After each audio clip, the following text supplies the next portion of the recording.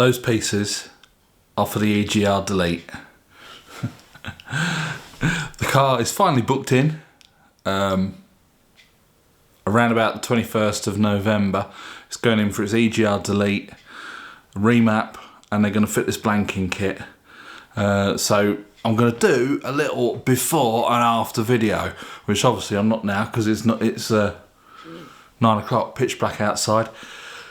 So I'll do a before video. We'll go for a little drive in the car, see how it performs, and then Tina's going to take it to the garage on the 21st, hopefully. When it gets done and it gets back, we'll do another little video of an after, because I'm not going to go with the car because it's going to take them about 3 to 4 hours, and the town where it is isn't very wheelchair friendly, so Tina's going to take it over there, get the job done. So there won't be any video footage, and but I'll do a video when it comes back and we will see what the difference is like. It should be quite good because this remap takes it from 270 horsepower to about 310. Not only that, it gives it another 100 Newton meters of torque, which is what we're going to notice. I was a little bit concerned about the gearbox, but it's properly serviced. We're going to be changing all the fluids regularly. We don't thrash the car, but it's nice to have that little bit of mid-range punch. The car is no slouch, basically.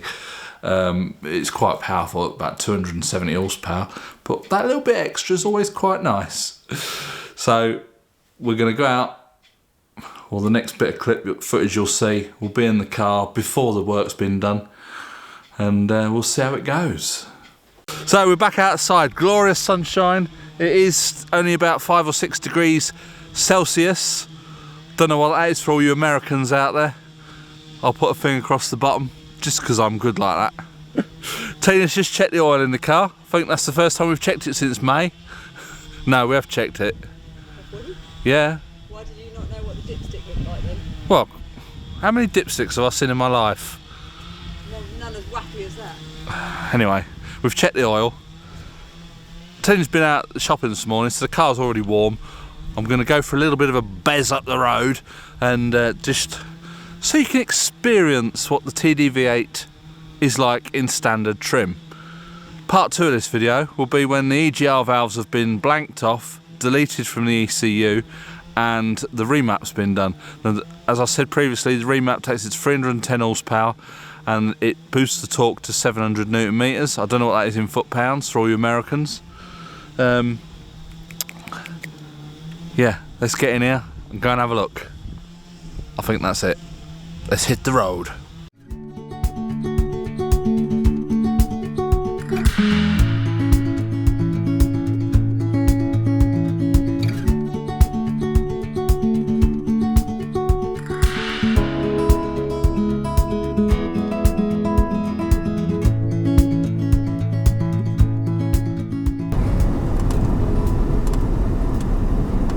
I'm not going to put it in sports, we're just going to keep it in normal drive.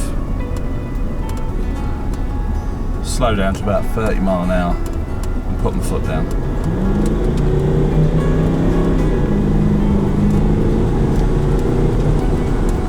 And there we go.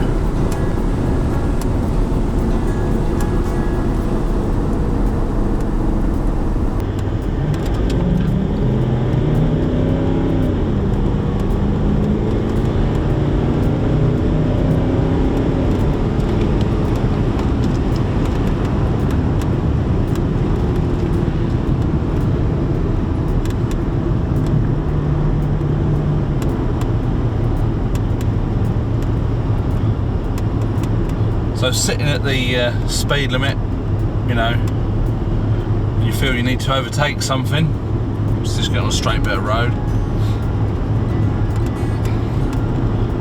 Put your foot down. So it does go, but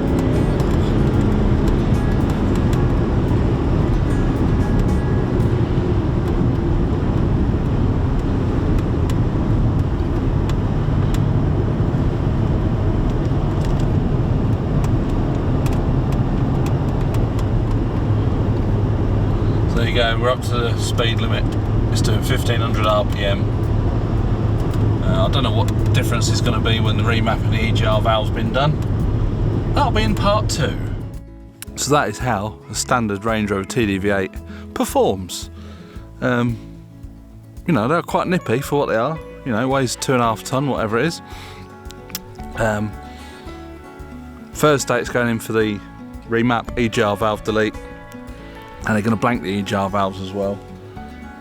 And then we shall do a part 2 and see how it performs now. Well, then, when it's done. So we'll catch you in part 2. Bye for now.